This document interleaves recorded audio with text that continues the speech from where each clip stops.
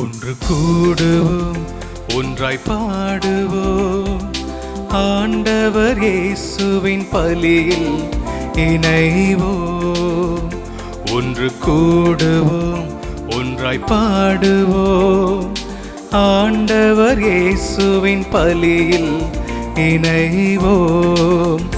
நம் இறைவனை போற்றுவோம், நம் இயேசுவை போற்றுவோம், தூய ஆவியை போற்றுவோம், திருப்பலியில் கலந்திடுவோம். நம் இறைவனை போற்றுவோம், நம் இயேசுவை போற்றுவோம், தூய ஆவியை போற்றுவோம், திருப்பலியில் கலந்திடுவோம்.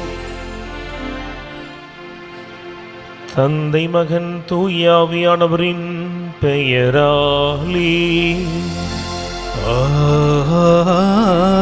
ஆமென். நம் தந்தையாகிய கடவுளிடமிருந்தும் ஆண்டவராகிய இயேசு கிறிஸ்துவிடமிருந்தும் அருளும் அமைதியும் உங்களோடு என்றும் இருப்பதாக. உம் ஆன்மாவோடும் இருப்பதாக. அன்பு உறவுகளை, நம் ஆண்டவர் இயேசுவினுடைய நாமத்தில் உங்களை வாழ்த்தி இத்திருப்பள்ளிக்கு அன்போடு வரவேற்கிறேன். வாரத்தினுடைய முதல் அலுவல் நாளில் இந்த வாரம் முழுமைக்கு நம்முடைய ஆண்டவருடைய பாதம் நாம் சமர்ப்பிப்போம். ஆண்டவர் தாம் இந்த வேலை நாட்களில் நம்முடைய துணையாக இருக்கவும், நம்முடைய பயணங்களில், பிள்ளைகளுடைய படிப்பில், மேற்கொள்கிற தொழிலில் இந்த வாரம் இரட்டிப்பான ஆசீர்வாதத்தின் வாரமாக அமைந்திட நம்மை நாம் முழுமையாக அவருடைய கரத்தில் ஒப்பு கொடுத்து இந்த திருப்பள்ளிகளை மன்றாடவும்.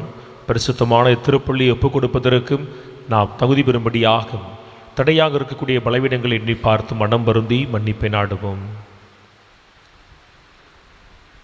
எல்லாம் உள்ள இறைவனிடமும் சகோதர சகோதரிகளே, உங்களிடமும் நான் பாவியென ஏற்றுக்கொள்கிறேன். ஏனெனில் என் சிந்தனையாலும் சொல்லாலும் செயலாலும் கடமையில் தவிர்தையாலும் பாவங்கள் பல செய்தேன். என் பாவமே, என் பாவமே, என் பெரும் பாவமே. ஆகையால் எப்பொழுதும் கன்னியான புனித மரியாவையும் வானதூதர் புனிதர் அனைவரையும், சகோதர சகோதரிகளே உங்களையும் நம் இறைவனாகிய ஆண்டவரிடம் எனக்காக வேண்டிக்கொள்ள மன்றாடுகிறேன். எல்லாம் உள்ள இறைவன் நம்மை திறக்கம் வைத்து நம் பாவங்களை எல்லாம் மன்னித்து நம்மை நிலை வாழ்வுக்கு அழைத்துச் செல்வாராக. ஆமென்.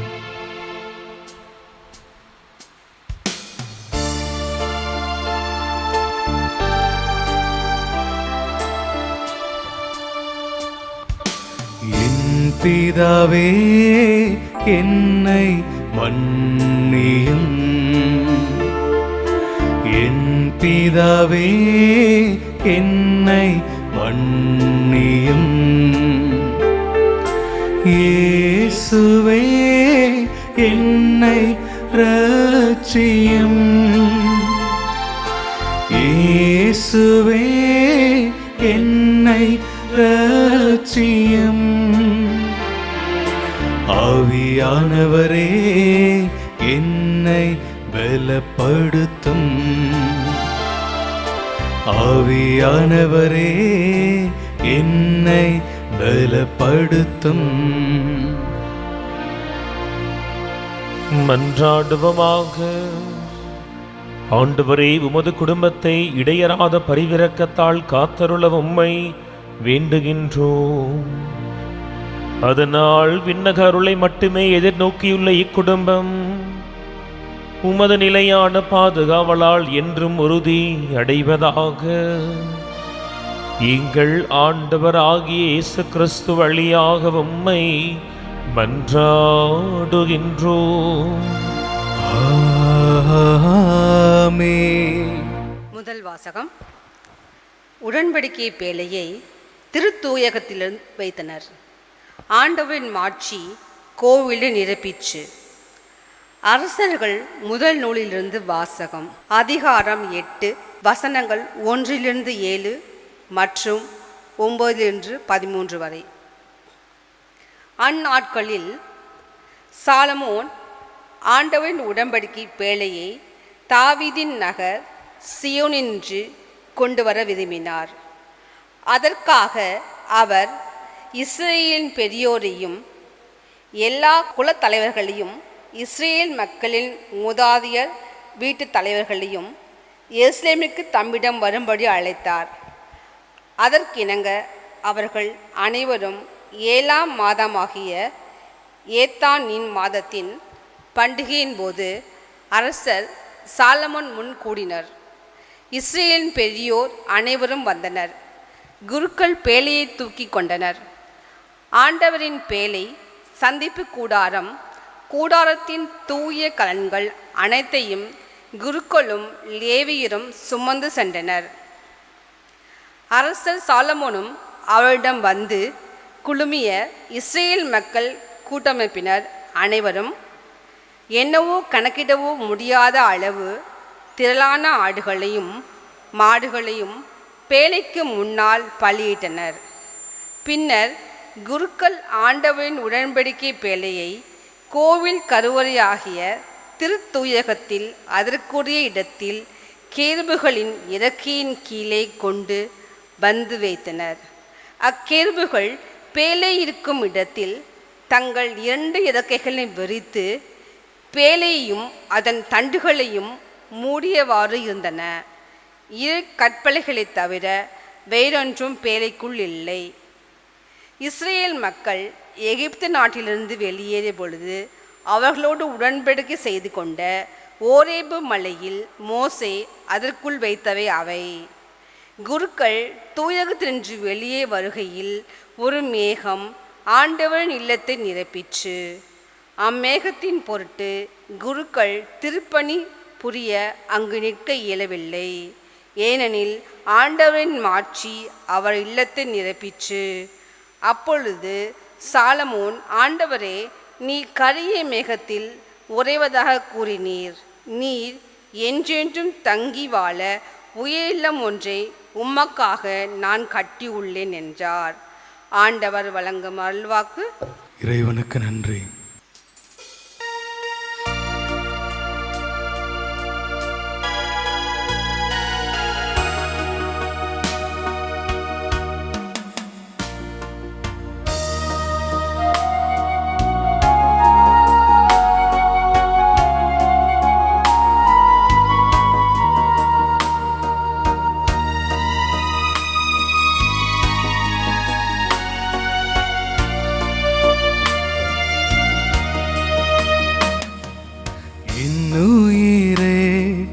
என்னுயிரே கலக்கம் கொள்ளாதே,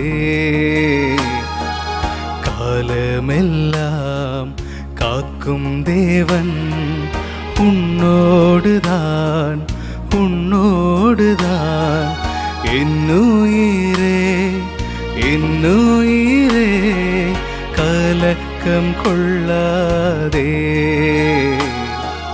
காலமெல்லாம் காக்கும் தேவன் உன்னோடுதான் உன்னோடுதான்.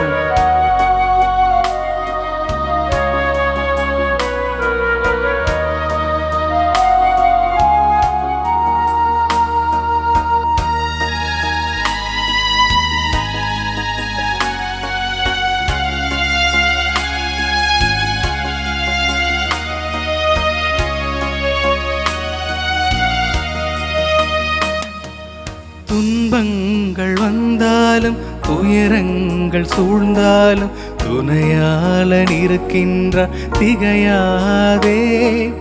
துன்பங்கள் வந்தாலும் துயரங்கள் சூழ்ந்தாலும் துணையாளன் இருக்கின்றார் திகையாதே. தோள் மீது உனை தாங்கி நடத்திடுவார், தோள் மீது உனை தாங்கி நடத்திடுவார். என்னுயிரே என்னுயிரே கலக்கம் கொள்ளாதே, காலமெல்லாம் காக்கும் தேவன் உன்னோடுதான் உன்னோடுதான்.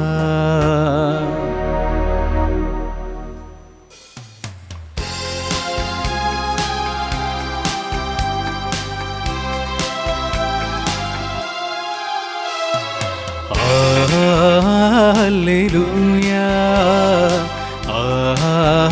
அல்லேலூயா அல்லேலூயா அல்லேலூயா அல்லேலூயா அல்லேலூயா அல்லேலூயா அல்லேலூயா. இயேசு விண்ணரசை பற்றி நற்செய்தியை பறைசாற்றினார்.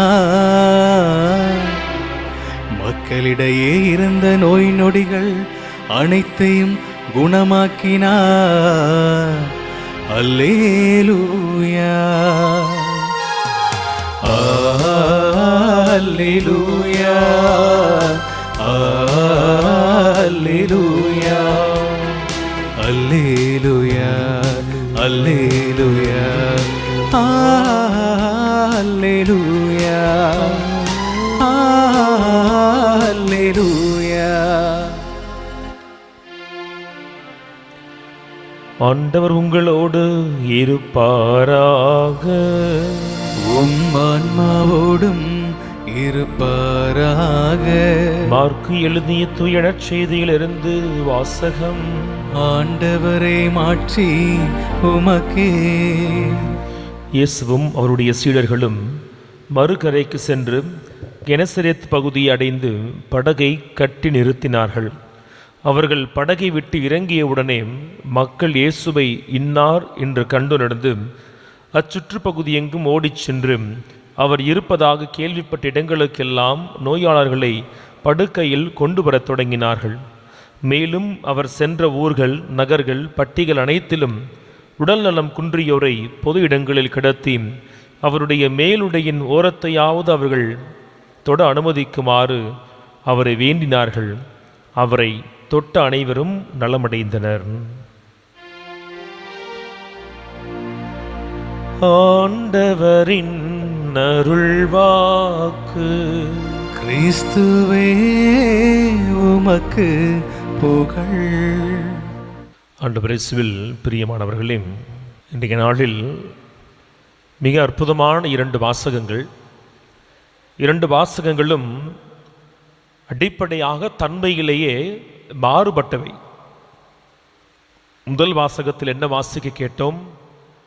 சாலமோன் அரசன் ஆண்டவருடைய உடன்படிக்கை பேழையை ஆலயத்தினுடைய திரு தூயகத்தில் கொண்டு வந்து வைக்கிறார்.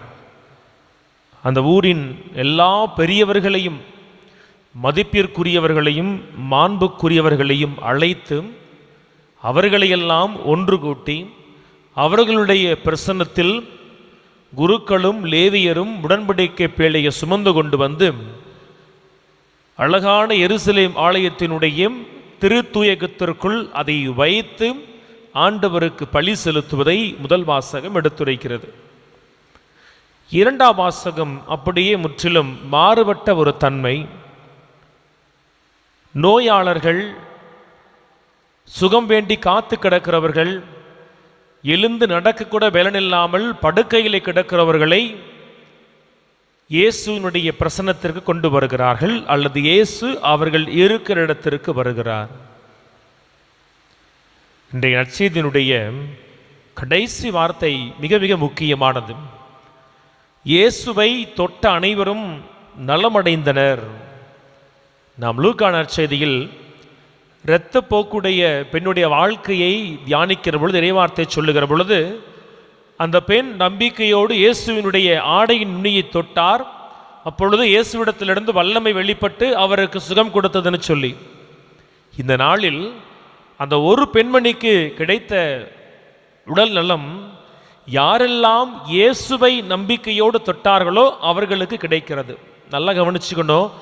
இயேசு அவர்களை தொட்டார் என்பதல்ல இறைவார்த்தை, இயேசுவை அவர்கள் நம்பிக்கையோடு தொட்டார்கள். யூதம் என்ன சொன்னது? யார் ஒருவர் உடல் நலமில்லாமல் இருக்கிறாரோ, நோயோடு இருக்கிறாரோ, அவர் தீட்டுப்பட்டிருக்கிறார். தீட்டுப்பட்டவர் தொடுகிறவரும் தீட்டுப்பட்டவரை தொடுகிறவரும் தீட்டு உள்ளவராக மாறுகிறார் என்பது அவர்களுடைய படிப்பினை. ஆனால் இந்த நாளில் அதனை முற்றிலுமாக அப்படியே புரட்டி போடுகிறார் இயேசு கிறிஸ்து. உடல் நலமில்லாதவர், நோயோடு இருக்கிறவர், தீட்டுப்பட்டவராய் சமூகம் கருதியவர் இயேசுவை தொட்ட பொழுது இயேசு தீட்டுள்ளவராக மாறிவிடவில்லை. மாறாக இயேசுவிடத்தில் இருக்கிற வல்லமையும் குணப்படுத்துகிற ஆற்றலும் இவர்களுக்குள் பாய்ந்து இவர்களுக்கு சுகத்தை கொடுப்பதை நாம் காண்கிறோம். தொடக்க நூல் வாசிக்கிற பொழுது 2வது அதிகாரத்திலே ஏதேன் தோட்டத்திலிருந்து ஒரு நீரூற்று கிளம்பி அது 4 கிளை ஆறுகளாக பாய்ந்தோடும். அது எங்கெல்லாம் பாய்ந்தோடுகிறதோ அங்கெல்லாம் வல்லமையை கொடுக்கிறது. முதல் வாசகம் என்ன சொல்லுது? கடவுளை எருசலேம் ஆலயத்திற்குள் அவர்கள் உடன்படிக்கை பேழையிலே கடவுளுடைய பிரசன்னத்தை அவர்கள் நிறுவுகிறார்கள். கால ஓட்டம் என்ன செய்கிறது? அந்த ஆலயத்திற்குள் மட்டும்தான், திருத்துயகத்துக்குள் மட்டும்தான் கடவுள் உரைகிறார் என்கின்ற குறுகிய புரிதலை அவர்களுக்கு கொடுக்கிறது. யார் கடவுளை காண முடியும்? ஆண்டிற்கு ஒரு முறை தலைமை குருவாய் இருக்கிறவர் எல்லா குருக்கள், ஆண்கள், பெண்கள், புறவினத்தாருடைய சார்பாக திருத்துயகத்திற்குள் சென்று அவர் கடவுளிடத்திலே மன்றாடுகிறார். அவர் மட்டுமே அதற்குள் செல்லுவதற்கான அதிகாரத்தை கொண்டிருக்கிறார். வேறு எவர் ஒருவரும் இந்த விதியை மீறி திருத்துயகத்திற்குள் சென்றால் அவருக்கு மரண தண்டனை கொடுக்கலாம். எண்ணி பாருங்கள், கடவுளுடைய பிரசன்னத்தை, கடவுளுடைய ஆற்றலை ஒரு சிறு அறைக்குள் முடக்கி வைக்கிற ஒரு புரிதல். கடவுள் அங்கு முடங்கிட்டாரா? இல்லை, அவர் எங்கும் வியாபித்திருக்கிறார். ஆனால் கடவுள் அங்கு மட்டும்தான் இருப்பார். கடவுளுக்கும் மனிதருக்கும் இடையில் பணிவிடை செய்ய ஒருவர் இருக்கிறார். அவர் மட்டுமே கடவுளை அணுக முடியும், அவர் மட்டுமே கடவுளிடத்தில் நமக்காய் பேச முடியும் என்கின்ற ஒரு சூழல் இருக்கிறது. இன்றைக்கு நாளில் யார் கடவுள் என்பதை, கடவுளுடைய தன்மை என்ன என்பதை இயேசு கிறிஸ்து இந்த உலகத்திற்கு மிக அழகாய் படம் எடுத்து காண்பிக்கிறார். எப்படி அந்த ஏதேன் தோட்டத்தில் ஒரு புள்ளியிலிருந்து நீர் ஊற்று கிளம்பினாலும் அது பாய்ந்த இடமெல்லாம் வல்லமையை கொடுத்தது போல ஆலயம் என்பது ஆண்டவர் ஊற்றெடுக்கிற இடமாய் இருக்கிறது. ஆண்டவர் எங்கும் பாய்கிறார். ஆண்டவருடைய பிரசன்னம் பாய்கிற இடமெல்லாம் உடல் நலம், ஆரோக்கியம், விடுதலை தான். எண்ணி பாருங்கள், இயேசு கிறிஸ்து கடவுளை இன்று ஆலயத்தின் திருத்துயக அறையிலிருந்து வீதிகளுக்கு கொண்டு வருகிறார், தெருக்களுக்கு கொண்டு வருகிறார். கடவுள் ஏதோ இடத்திற்குள் முடங்கி கிடக்கவில்லை. என்னை காண்கிறவர் என் தந்தையை காண்கிறார். நான் செயல்படுவது என் தந்தையின் திருவுளம். நான் பேசுகிற ஒவ்வொரு வார்த்தையும் என் தந்தையினுடைய சொன்ன இயேசு கிறிஸ்து தந்தையினுடைய இயல்பை இன்று மக்களுக்கு படம் பிடித்து காட்டுகிறார். கடவுள் என்பவர் ஒரு இடத்தில் முடங்கி கிடக்கிறவர் அல்ல. கடவுள் என்பவர் தன் மக்களை நோக்கி எந்நாளும் தேடி வருகிறவர்.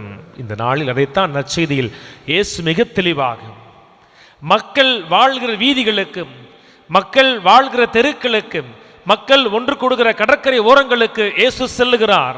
கடவுளை ஒருவர் மட்டுமே காண முடியும் என்கின்ற நிலை மாற்றி கடவுளை எல்லோரும் காண முடியும் என்கின்ற நிலையை இயேசு இன்று மக்களுக்கு வெளிப்படுத்துகிறார். காணக்கூடியவராக அவர் மக்களுக்கு முன்னால் இருக்கிறார். சாலமோன் உடன்படிக்கை பேழையை எருசலேமின் திருத்துயகத்திற்கு வைத்த பொழுது யாரை அழைத்தார்? உயர்ந்தவர்களை, பெரியவர்களை, குலமுதுவர்களை அழைத்தார். அழைப்பு என்பது மேம்பட்டவர்களுக்கு மட்டுமே கொடுக்கப்பட்டது. ஆனால் இயேசு யாரை தேடிச் செல்கிறார்? எளியவர்களை, மீனவர்களை, படிப்பறிவற்றவர்களை, சமூகம் ஒதுக்கியவர்களை, நோயாளிகளை தேடிச் செல்கிறவராய். கடவுள் என்பவர் தள்ளி இருப்பவர் அல்ல. கடவுள் என்பவர் தன் மக்களுக்கு மத்தியிலே, மக்கள் குறைகளோடு, நோயோடு, வேதனையோடு, அழுக்கோடு இருந்தாலும் அவர்களுக்கு மத்தியில் இருக்கிறவர். இந்த இடத்தில்தான் நமக்கும் இன்னொரு மதத்திற்குமான புரிதல் எழ வேண்டும். சில ஆண்டுகளுக்கு முன்னால் யார் ஆண்டவருடைய அல்லது யார் அந்த கடவுளுடைய இல்லத்திற்குள் போக முடியும் என்கின்ற ஒரு பிரச்சனை வந்ததே. இவர்களெல்லாம் போக முடியும், இவர்களெல்லாம் தீட்டு போகக்கூடாதுன்னு சொன்னாங்க. நம் ஆண்டவர் சொல்லுகிறார், அவருடைய பார்வையில் தீட்டு என்பது இல்லை. அவர்கள்தான் ஆண்டவரை முதலில் தேட வேண்டும், அல்லது தெருக்களில் அவர்களை தேடிதான் முதலில் கடவுள் இயேசு வருவார். ஆக தன்னை எல்லோருக்கும் வெளிப்படுத்தியவர், எல்லா மக்களுக்கும் வெளிப்படுத்தியவர் என்ன செய்கிறார்? மக்கள் சார்பாக ஒரு குரு நின்று கடவுளிடத்திலே பேசுகின்ற நிலையை மாற்றி மக்களுக்கு புரிகிற மொழிகளிலே அவர் பேசுகிறார். ஆகவே தான் அவர் செல்லுகிற இடமெல்லாம் அவருடைய வார்த்தையை கேட்பதற்கு மக்கள் அவருக்கு பின்னால் வருகிறார்கள். நம்முடைய நாட்டிலும் ஒரு புரிதல் இருக்கிறது, எந்த மொழியில் கடவுளை வணங்க வேண்டும் என சொல்லி. இதுதான் கடவுளுடைய மொழி, இந்த மொழியில் பேசினால்தான் கடவுளுக்கு தெரியும் என சொல்லி கடவுளுடைய மொழி ஆளுமையை, மொழியின் ஆழத்தை கூர்க்குகிற பிற மதங்களுக்கு மத்தியிலே நான் புரிகிற மொழியில் பேசுகிறவராய் என் தேவன் இருக்கிறார், என்னுடைய மொழியின் புலம்பல்களை புரிந்து கொள்ளக்கூடியவராய் என் தேவன் இருக்கிறார். இன்னைக்கு பார்க்கிறோம், இயேசு எளிய மக்கள் மத்தியில் அவர்கள் புரிந்து கொள்ளும் விதத்தில் அவர்கள் கேட்பதை கொடுக்கிற நிலையில் இருக்கிறவராய் தன்னை வெளிப்படுத்துகிறார். நான்காவது, எல்லோரையும் சுகப்படுத்துகிற தேவனாய் இருக்கிறார். பேழையை சென்று வைத்த பொழுது கணக்கிட முடியாத விலங்குகளை எல்லாம் பலியிட்டார்னு சொல்லி முதல் வாசகத்தில் வாசிக்கிறோமே. இங்கு பார்க்கிறோம், இயேசு தன்னை உருக்கி மக்களுக்கு சுகத்தை கொடுக்கிறார். நீ சுகமடைய, உன் தீட்டு கழிய, கடவுளுக்கு இதையெல்லாம் செய், கடவுளுக்கு இதையெல்லாம் காணிக்கையாக கொடு. ஆனால் இன்று இயேசு எதை பெற்றுக்கொண்டு சுகத்தை கொடுத்தார்?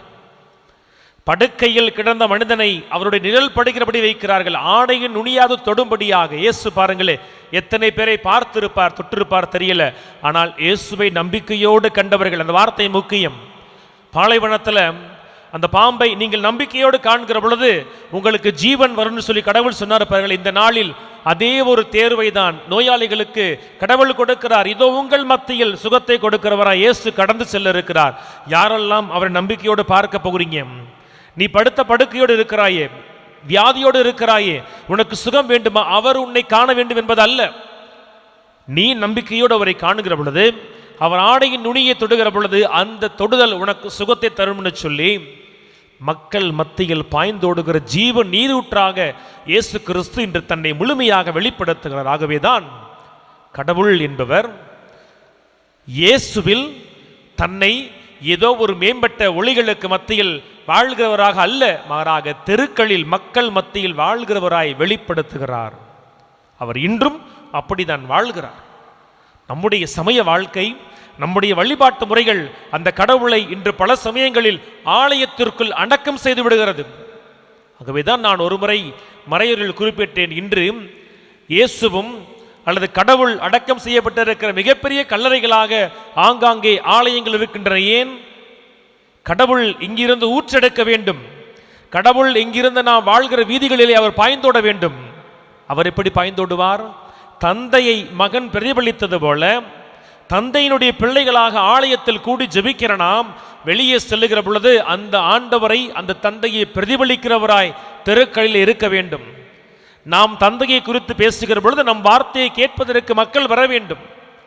எப்படி இயேசு எல்லாருக்கும் பணி செய்தாரோ அப்படி எல்லாருக்கும் பணி செய்து தந்தையின் முகமாய், தந்தையின் குரலாய், தந்தையின் இயல்பாய் நாம் தெருக்களில் அவருக்கு சான்று பகருகிற பொழுதுதான் அந்த கடவுள் உண்மையிலேயே நம்மை குறித்து அவர் மாற்றி அடைவார்.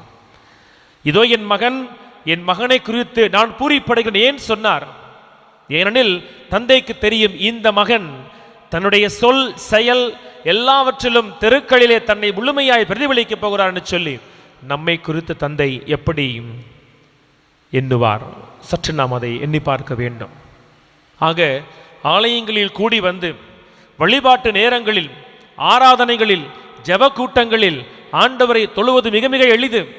அப்படி நாம் தொழுது கலைந்து செல்வோம் என்று சொன்னால் திருத்துயகத்திற்குள் ஆண்டவருடைய பிரசன்னத்தை முடக்கிய மக்களுடைய புரிதலை போல நம்முடைய புரிதல் மாறிப்போகும். இங்கு வந்து அவருடைய ஜீவனை பெற்றுக்கொண்ட நாம் வெளியில் சென்று அதை எல்லோருக்கும் பகிர்ந்து கொடுக்க வேண்டும். ஈஸ்டர் ராத்திரி அன்னைக்கு அதைத்தான் நாம் அந்த ஒரு பாஸ்கா புகழூரில் பாடுவோம். ஒரு மெழுகிலிருந்து தீயை பற்ற வைக்கிற பொழுது எந்த தீ தன்னுடைய தீயை பகிர்ந்து கொடுத்ததோ அதனுடைய ஒளி குறைந்து போவதில்லை, மாறாக பகிரப்படுகிற பொழுது அது அந்த இடத்தை பிரகாசப்படுத்துகிறதே. நாம் ஆலயத்தில் கூடி வருகிற பொழுது தந்தையினுடைய அந்த ஒரு தாகத்தை, தந்தையினுடைய திருவுளத்தை நமதாக்கி வெளியிலே சென்று நாம் அதற்கு சான்று பகர்கிற பொழுது, தெருக்களில் எப்படி இயேசு தன்னுடைய தந்தைக்கு சான்று பகிர்ந்தாரோ அதுபோல கிறிஸ்தவளாய் நாம் சான்று பகிர்கிற பொழுது நம்மை குறித்தும் உண்மையில் தந்தை பூரிப்படைவார். என் மகனே, என் மகளே, உன்னை குறித்து நான் பூரிப்படைகிறேன்னு சொல்லி. ஆக கடவுளை ஒரு இடத்தில், ஒரு எல்லைக்குள், ஒரு நேரத்திற்குள், ஒரு மொழிக்குள் நாம் அடக்கம் செய்ய போகிறோமாம். அல்லது எல்லாவற்றையும் கடந்து கடவுளை நம்முடைய வார்த்தையினால், வாழ்க்கையினால் மற்ற மக்களுக்கு எடுத்துரைக்க போகிறோமா? இந்த கேள்வியை நமதாக்குவோம். இயேசுவை போல மக்கள் மத்தியில் வாழ்ந்து சான்று பகர்ந்த அந்த இயேசுவை போல நாமும் வாழ்வோம். ஆமீன்.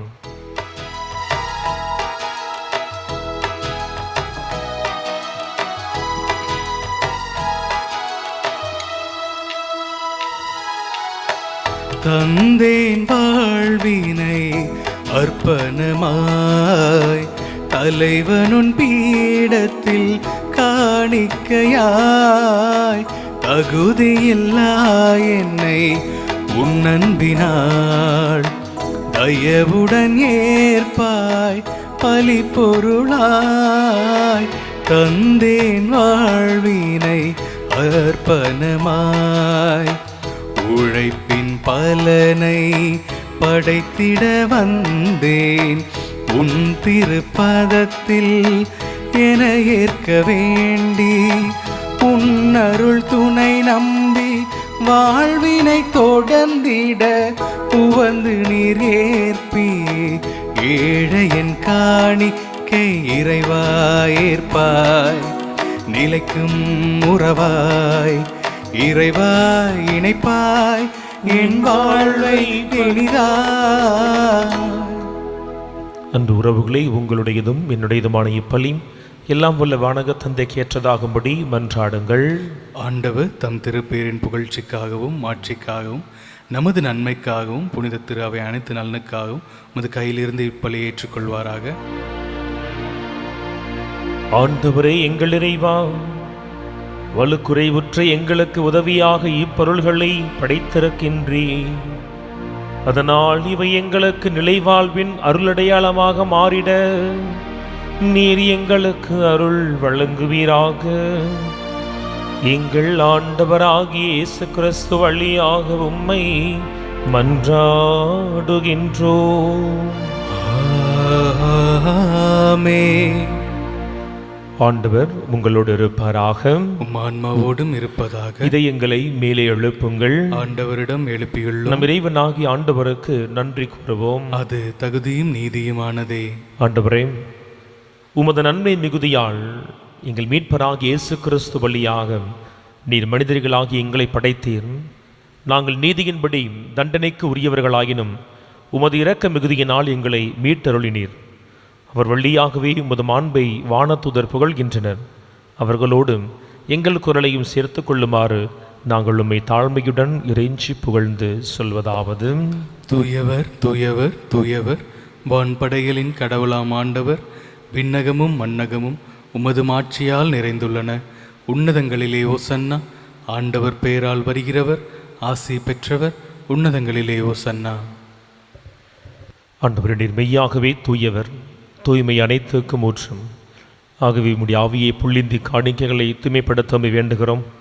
இவ்வாறு எங்கள் ஆண்டவர் இயேசு கிறிஸ்துவின் உடலும் இரத்தமுமாக எங்களுக்கு இவை மாறுபனவாக. அவர் பாடுபட உளம் கணிந்து தம்மை கையளித்த போதும் அப்பத்தை எடுத்து நன்றி செலுத்தி அதை பெற்று தம் சீடர்களுக்கு வழங்கியவர் கூறியதாவது: அனைவரும் இதிலிருந்து பெற்று உண்ணுங்கள், ஏனெனில் இது உங்களுக்காக கையளிக்கப்படும் என் உடல்.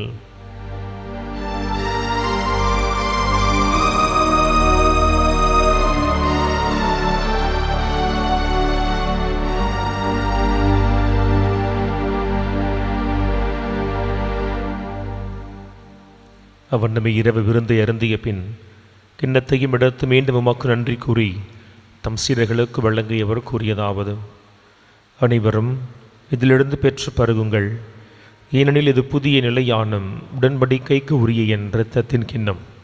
இது பாவ மன்னிப்புக்கென்றும் உங்களுக்காகவும் பலருக்காகவும் சிந்தப்படும்.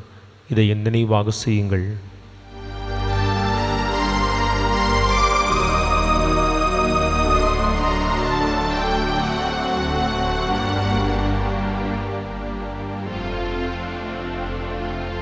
நம்பிக்கையின் மறைபொருள்.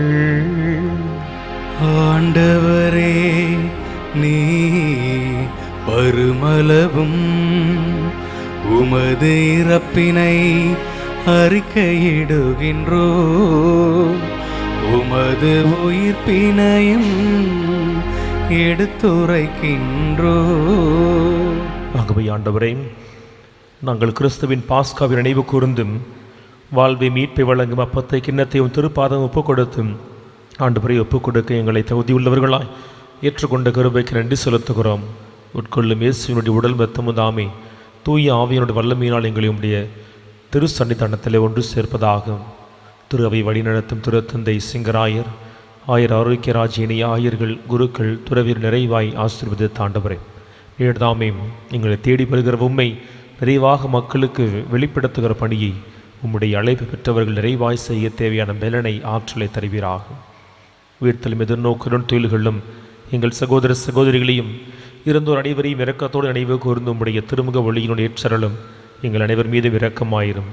கடவுளின் கன்னித்தாயான புனித மரியாம், அவருடைய கணவரான புனித யோசேப்பு, புனித திருத்துதர்கள், இவ்வுலகில் நமக்கு உகந்தவராய் இருந்தோராகிய எல்லா புனிதரோடும் நாங்கள் நிலை வாழ்வில் பங்கு கொள்ளும் தகுதி பெற்றும் உம் திருமகனும் எங்கள் மீட்பெருமான இயேசு கிறிஸ்து வழியாக உம்மை புகழ்ந்திடும் வரம் அருள இறைஞ்சி மன்றாடுகிறோம்.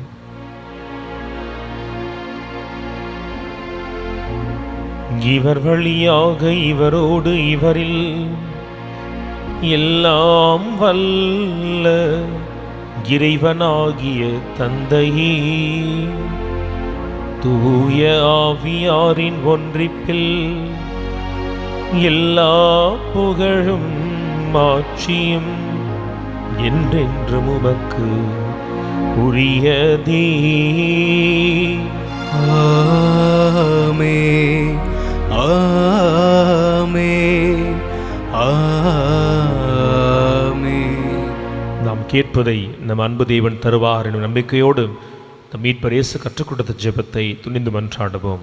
விண்வெளியில் இருக்கிற எங்கள் தந்தையே, உமது பெயர் தூயது என போற்ற பிறகு, உமது ஆட்சி வருக, உமது திருவுளம் விண்ணுலகில் நிறைவேறுவது போல மண்ணுலகிலும் நிறைவேறுக.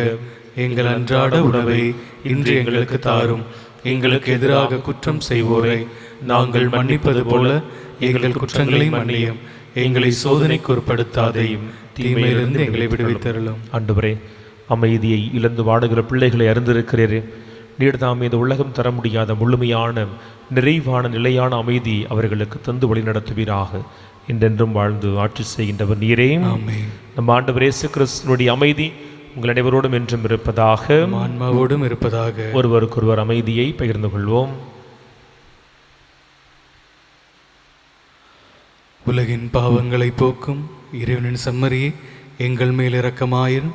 உலகின் பாவங்களை போக்கும் இறைவனின் செம்மறியே, எங்கள் மேல் இரக்கமாயிரும். உலகின் பாவங்களை போக்கும் இறைவனின் செம்மறியே, எங்களுக்கு அமைதி அளித்தருளும்.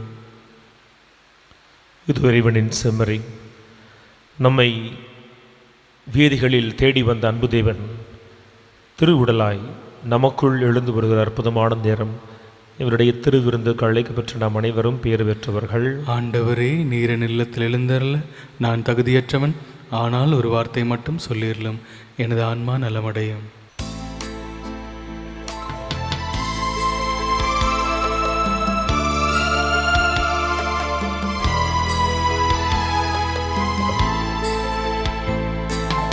என் அன்பு தேவன் என்னை தேடி வருகின்றார், என் நெஞ்சில் ஆனந்தமே. இருள் சூழும் உலகில் அருள் கோடி தருகின்றார், என்னாலும் பேரின்பமே.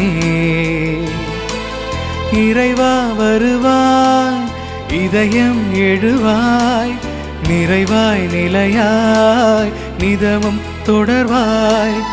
இறைவா வருவாய், இதயம் எழுவாய், நிறைவாய் நிலையாய் நிதமும் தொடர்வாய். என் அன்பு தேவன் என்னை தேடி வருகின்ற, என் நெஞ்சில் ஆனந்தமே.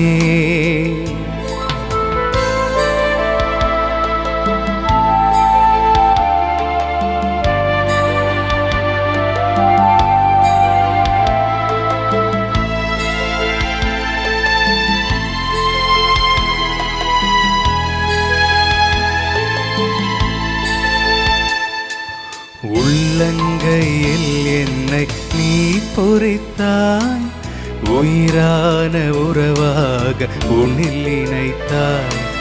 தாய் கூட மறந்தாலும் மறவாதவர், தானாக என்னை தேடி உறவானவர். இறைவா வருவாய், இதயம் எழுவாய், நிறைவாய் நிலையாய் நிதமும் தொடர்வாய். இறைவா வருவாய், இதயம் எழுவாய், நிறைவாய் நிலையாய் நிதமும் தொடர்வாய். என் அன்பு தேவன் என்னை தேடி வருகின்றார், என் நெஞ்சு ஆனந்தமே. இரு சூழும் உலகில் அருள் கோடி தருகின்றார், என்னால் பேரின்பமே.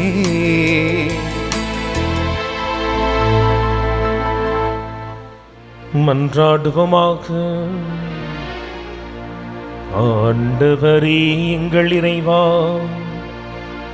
ஒரே அப்பத்திலும் ஒரே கிண்ணத்திலும் நாங்கள் பங்கேற்க திருவுளமானீரே. அதனால் கிறிஸ்துவுக்குள் நாங்கள் ஒன்றிணைக்க பெற்று உலகின் மீட்புக்காக நற்கனி தரவும் நாங்கள் பெற்றுக்கொண்ட அழைப்பில் மகிழ்ந்து வாழவும் எங்களுக்கு அருள் வழங்குவீராக. எங்கள் ஆண்டவராகிய இயேசு கிறிஸ்து வழியாக உம்மை மன்றாடுகின்றோம்.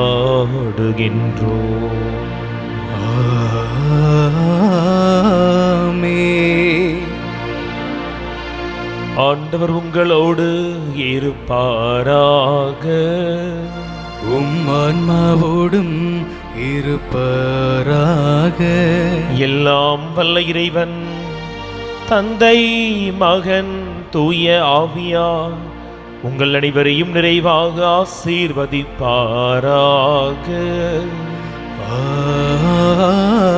ஆமென். சென்று வாருங்கள், திருப்பலி நிறைவேறிற்று. இறைவனுக்கு நன்றி.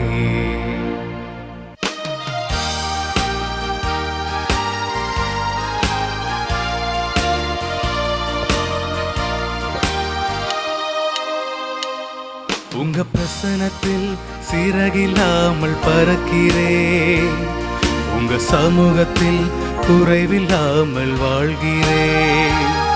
உங்க பிரசனத்தில் சிறகில்லாமல் பறக்கிறேன், உங்க சமூகத்தில் குறைவில்லாமல் வாழ்கிறேன்.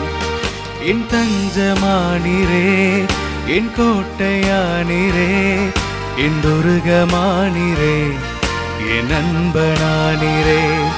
என் தஞ்சமானிரே, என் கோட்டையானிரே, என் துருகமானிரே, என் அன்பனானிரே.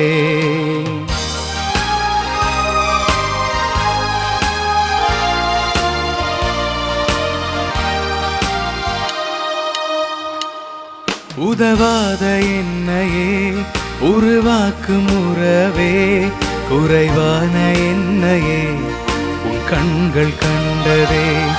உதவாத என்னையே உருவாக்கும் உறவே, குறைவான என்னையே உன் கண்கள் கண்டதே. உங்க பிரசனத்தில் சிறகில்லாமல் பறக்கிறேன், உங்க சமூகத்தில் குறைவில்லாமல் வாழ்கிறேன். தந்தை, மகன், தூயாவின் பெயராலே ஆமென்.